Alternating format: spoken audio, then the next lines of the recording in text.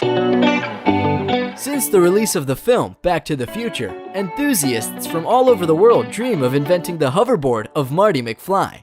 Today we will talk about the most famous flying devices, from hoverboards, powerful jetpacks, and tricopters, to large personal inventions that you can turn into a superhero for a few moments. Thank you for watching. First of all, there are two machines that remind the hoverboard in its usual form. It's Hendo and Lexus hoverboards. The old school, hovering board by Hendo. Yes, it looks like the one Marty had in the second part of Back to the Future. Not so cool, but real. But for the next couple of decades, you can forget about the opportunity to get to the office on such a board. This hoverboard is only able to fly on an aluminum or copper surface. It's basically uncontrollable and emits a loud piercing sound, which makes this invention almost pointless. The next project was Lexus hoverboard project that was started with the participation of scientists specializing in magnetic levitation. It is this technology that formed the basis for the hoverboard. Earth's gravity is overcome by cooling the superconductors to negative 197 degrees Celsius. Cooled superconductors cause the skateboard to repel from the special magnetic covering in the skate park. 656 feet of special coating, where experts have installed hundreds of small magnets under the cement and wood skate park to make the dream of Marty's hoverboard real.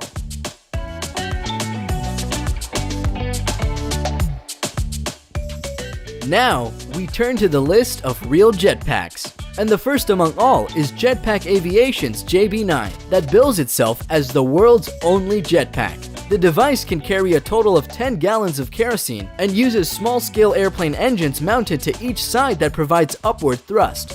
These engines mix ambient air with their exhaust gases to bring temperatures down to a comfortably warm airstream that can keep users floating in the air. David Mayman, the Australian inventor of JB9, debuted his device by flying it over the Hudson River and around the iconic New York landmark. On the left hand, I've got a twist grip controlling yaw, says Mayman. If I turn my hand to the left, I spin to the left. You'll see some little yaw vanes at the bottom of each engine, a little cup that tilts backward and forward. To go forward or backwards, which requires pitch, effectively what I'm doing is pushing both handles down. That'll make me go forward. With JB9, you can take off and land from absolutely vertical. You can get an initial climb rate of 500 to 1,000 feet a minute and a speed of 60 miles per hour. So if you can imagine walking out your front door and being able to take off from your porch, it can be real today. But pilot David Mayman and creator Nelson Taylor went further. In 2016, he presented the new jetpack JB10.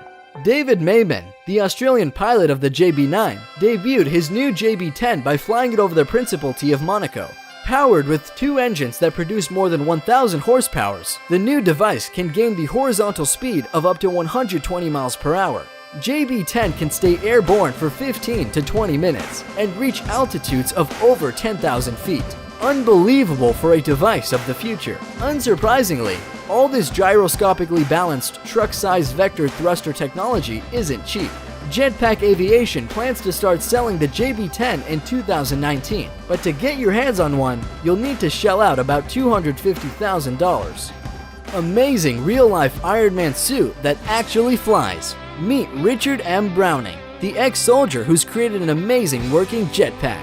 What's it like to fly in a real-life Iron Man suit? According to the inventor of this incredible working prototype, it's like riding a bicycle in 3 dimensions. 38-year-old Browning has developed the suit in his garage in Salisbury over the past 10 months.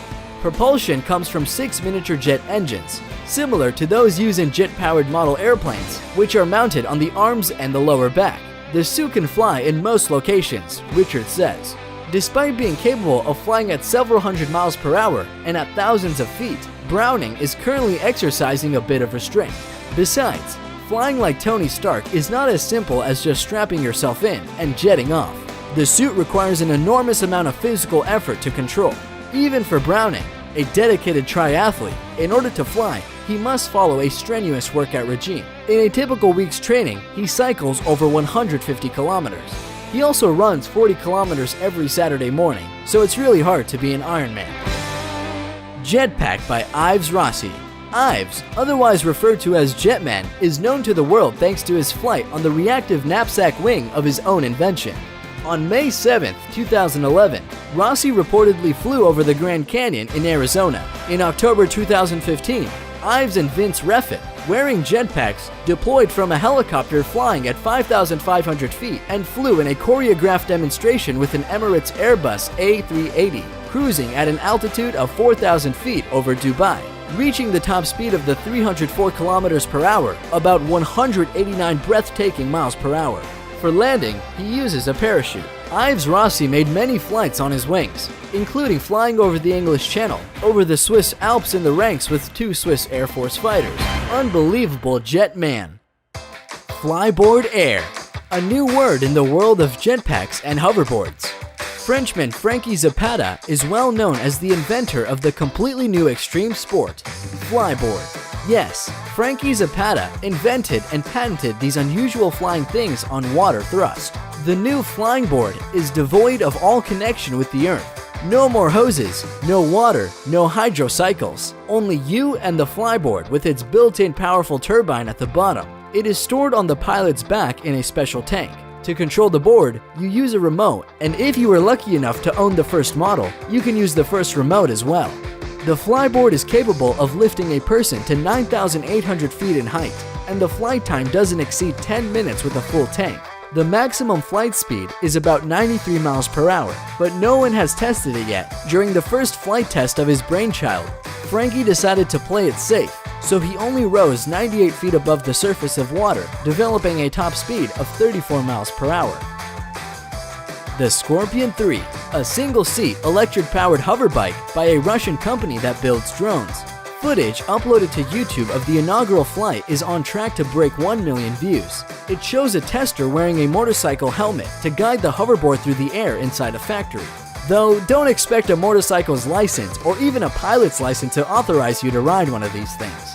The only thing that would, in my opinion, is a willingness to have your legs amputated in the name of extreme sports. Flight, personal tricopter of the future. The project started in the summer of 2014 at an applied research institute in the country. It is a coaxial Y6 layout tricopter, which means that the lift is generated by 6 rotors, grouped in counter-rotating pairs of 3 axes that are positioned uniformly around a circle. On the manned flight, the flight concept demonstrator had a takeoff weight of 210 kilograms, and this video shows how flight will look like in the near future. Flying Kitty Hawk machine itself doesn't look so much like a flying car as it does a majestic giant drone, upon which our Silicon Valley superiors can soar over our heads like modern-day knights on their geeky steeds. Powered by 8 propellers, Kitty Hawk can reach speeds of 25 miles per hour. The flyer weighs only 220 pounds, which means you won't need a license to fly it, and it's legal to operate in the United States, so long as you fly it over water in uncongested areas. Dezso Molnar hates traffic, so he's built a flying machine.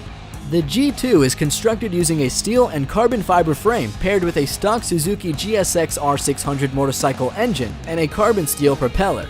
The propeller disengages with the rotor and engages with the transmission, allowing the vehicle to achieve speeds of up to 200 miles per hour on the ground and 90 in the air. Mad Max in real life.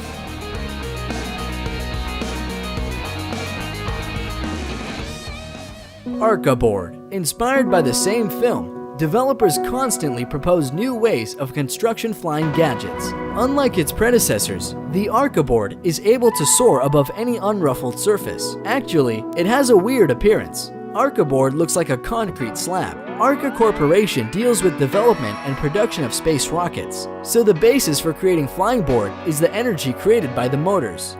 The flight of the device provides 36 electric motors with a total power of 272 horsepower. These start the appropriate number of channeled fans. As a result, Arca board can raise a passenger up to 242 pounds and fly about 1.2 miles at speeds of up to 12.4 miles per hour. The resources of lithium batteries suffice a maximum of 6 minutes, and then the batteries need to be reloaded for 6 hours. Omni hoverboard. This hoverboard consists of 8 propellers, which lift it into the air. The device is made out of carbon fiber. Power engines, which produce a total power of about 40 horsepower, are carried out through 12 batteries. But unfortunately, This hoverboard can be in the air no longer than a minute and a half. During the first test run, it overcame a distance of 3,000 feet.